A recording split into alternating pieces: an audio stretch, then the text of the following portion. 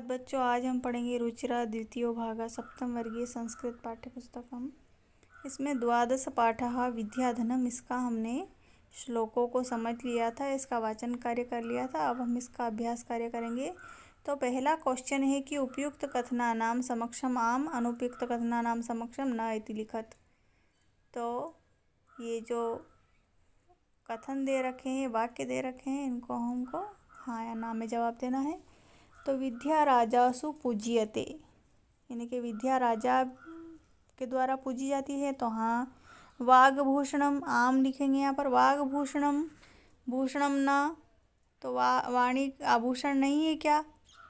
वाणी ही आभूषण है व्यक्ति का, तो यहाँ पर ना आएगा। विद्याधनम सर्वधनेषु प्रधानम, विद्याधन सभी धनों में प्रधान है, तो यहाँ आम आएगा। विदेश गमने विद्या बंधुजना ना भवती, विदेश जाने पर विद्या भाई के समान हमारी सहायता नहीं करती है क्या? करती है, तो यहाँ पर ना आएगा।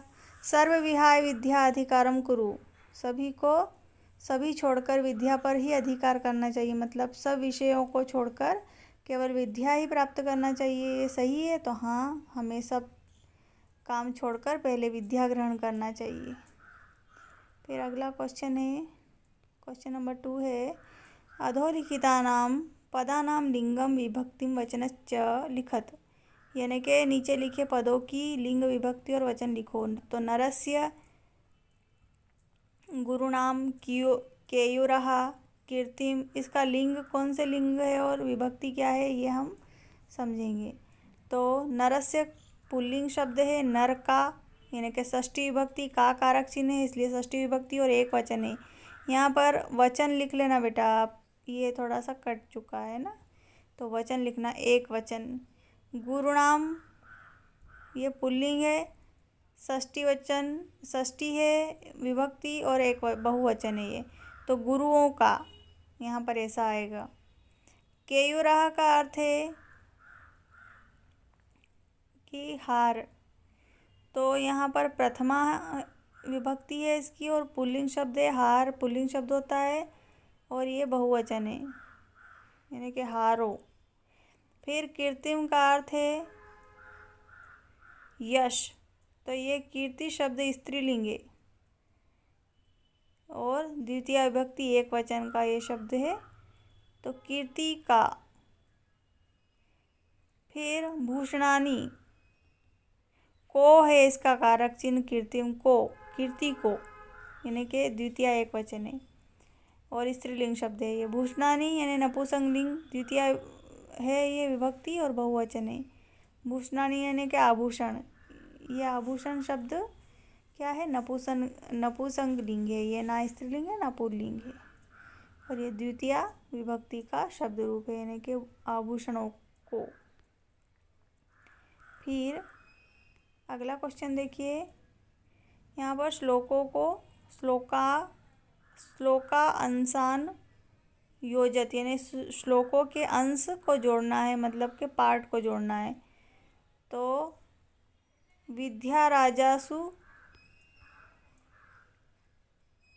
तो यहाँ पर क्या लिखेंगे, विद्या राजासु पूज्यते ना ही धनम, विद्या विहीना पशु आएगा यहाँ पर।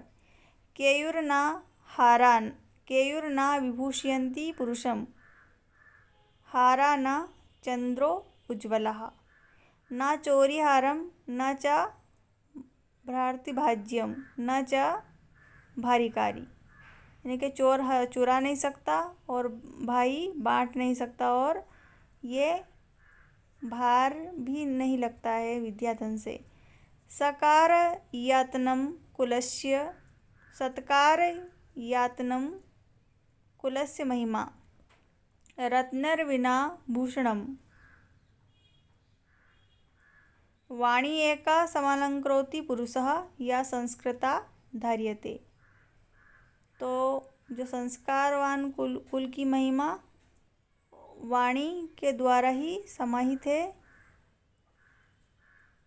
यानी कि संस्कारवान व्यक्ति होता है वो कुल की महिमा बढ़ाता है, वो रत्न के समान चमकता है, कुल की महिमा बढ़ाता है जो संस्कारित होता है। श्लोकों को जोड़ लिया है। अब हम क्वेश्चन नंबर जो 4 है, एक पदेन प्रश्नानाम उत्तराणि लिखत, एक शब्द में प्रश्नों के उत्तर लिखो। तो कहा पशु, कौन पशु है? का भोगकारी, कौन भोगकारी है? के पुरुषम न विभूषयन्ति, कौन पुरुष विभूषित नहीं होता है? का एका पुरुषम समं करोति, कानि क्षीयन्ते। तो इसका हम उत्तर लिखेंगे विद्या विहीना पशु। क्या लिखा है कि कहा पशु, कौन पशु है? तो विद्या विहीना पशु, जिसको विद्या प्राप्त नहीं है, जो सही गलत का फैसला नहीं कर सकता, वो विद्या विहीन, जिसमें वो पशु के समान है, जिसमें किसी भी प्रकार का कोई भान नहीं है, वो पशु के समान होता है। फिर है विद्या भोगकारी। विद्या क्या है? भोगकारी, मतलब भोगों को देने वाली है विद्या। विद्या प्राप्त होगी तो हम सभी प्रकार के सुख सुविधा प्राप्त कर सकते हैं अपने हुनर से, अपनी सीख से, शिक्षा से। फिर है के पुरुषम न विभूषन्ति, केयुरा पुरुषम न विभूषन्ति। हार से पुरुष विभूषित नहीं होता है, विद्या धन से पुरुष विभूषित होता है। फिर है का एका पुरुषम समं करोति। तो वाणी एका पुरुषम सम अलंकरोति। वाणी ही ऐसी चीज़ है जो व्यक्ति को, पुरुष को अलंकृत करती है, मतलब उसको चमकाती है। वाणी अच्छी होगी, विनम्र होगी, तो वह पुरुष सम्मान के योग्य होगा। फिर कानि क्षीयन्ते। तो अखिल भूषणानि क्षीयन्ते, सभी आभूषणों को छोड़ देना चाहिए। फिर अगला क्वेश्चन है रेखांकित पदानि अधिकृत्य प्रश्न निर्माणम कुरुत।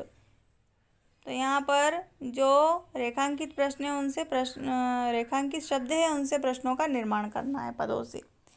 तो विद्या विहीन नरा पशु अस्ति। विद्या विहीन नर व्यक्ति पशु के समान है। विद्या राजासु पूज्यते। विद्या राजाओं द्वारा भी पूजी जाती है। चंद्रोज्ज्वला हारा पुरुषम न अलंकृर्वन्ति। तो उज्ज्वल हार पुरुषों के आभूषण नहीं है, उन्हें अलंकृत नहीं करते हैं। अच्छी शिक्षा ही व्यक्ति को अलंकृत करती है। पिता हिते नियुक्ते। पिता हित में, हित के लिए नियुक्त होते हैं। विद्याधनम सर्वप्रधानम धनम अस्ति। विद्याधन जो होता है वो सबसे श्रेष्ठ धन होता है। विद्या दिक्षु कीर्ति तनोति। विद्या देने वाले को यश प्राप्त होता है। फिर तो विद्या विहीना का पशु। विद्या विहीन कौन है? विद्या विहीन कौन पशु है, ऐसा इसका अर्थ है। कहा राजा सुपूजते। कौन राजाओं द्वारा पूजा जाता है, पूजी जाती है। चंद्रोज्ज्वला के पुरुष उज्ज्वला के पुरुषाम न अलंकुर्वन्ति। तो के। फिर कहा हिते नियुक्ते। कौन हित के लिए नियुक्त होता है। विद्याधनम कथम धनम अस्ति। विद्याधन किस प्रकार का धन है। फिर विद्या कुत्र कीर्तिम तनोति। विद्या कहाँ पर कीर्ति फैलाती है।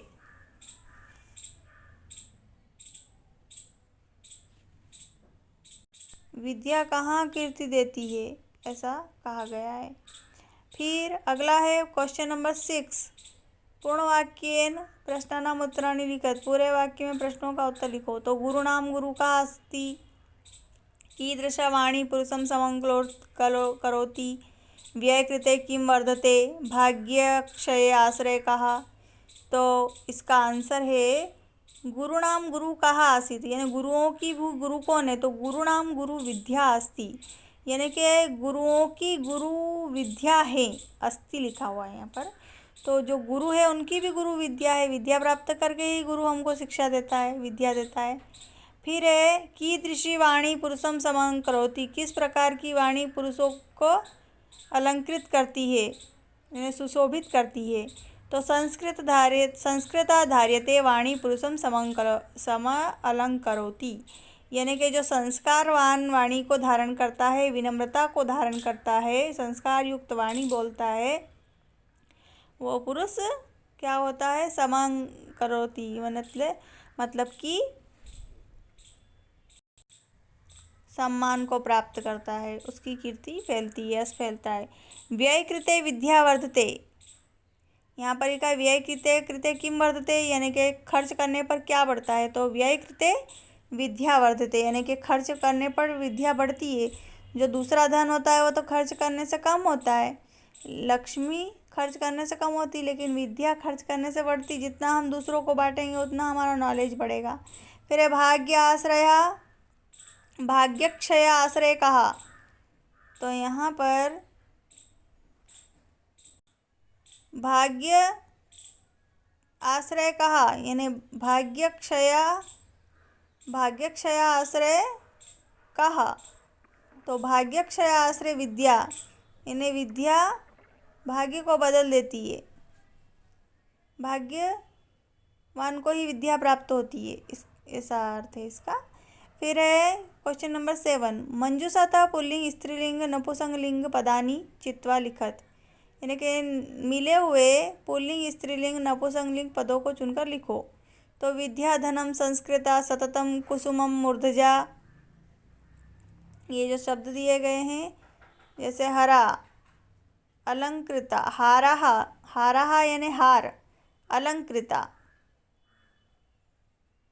इस भूषणम ऐसे शब्द दे रखे हैं। तो हार पुल्लिंग है, अलंकृता क्या है, स्त्रीलिंग शब्द है, और भूषणम नपुंसकलिंग शब्द है। इसी प्रकार पशु पुल्लिंग शब्द है, गुरु पुल्लिंग शब्द है, मूर्धजा यानी कि मस्तक पुल्लिंग शब्द है, विद्या स्त्रीलिंग शब्द है, संस्कृता संस्कार ये भी स्त्रीलिंग शब्द है, संस्कारित होती है ऐसा कहते हैं हम। फिर रति यानी प्रेम, तो ये भी स्त्रीलिंग शब्द है। भूषणम ये नपुंसकलिंग शब्द है, धनम नपुंसकलिंग लिंगम है, कुसुमम फूल, सततम निरंतर ये नपुंसकलिंग शब्द है। फिर यहाँ पर हमारा जो चैप्टर है वो कंप्लीट होता है। तो ये जो द्वादश पाठ का हमने अभ्यास कार्य कर लिया है, विद्याधनम मतलब विद्या का जो महत्व है वो हमने समझ लिया है, और इसका अभ्यास कार्य भी कर लिया है। अब आप अच्छे से इसको लर्न करना और लिखना अपनी कॉपी में, और बुक भी कंप्लीट करना। आपसे कभी भी बुक और कॉपी चेक करवाने के लिए मंगवाई जा सकती है, इसलिए आप हमेशा कंप्लीट ही रखना और लर्न करना। ठीक है, धन्यवाद।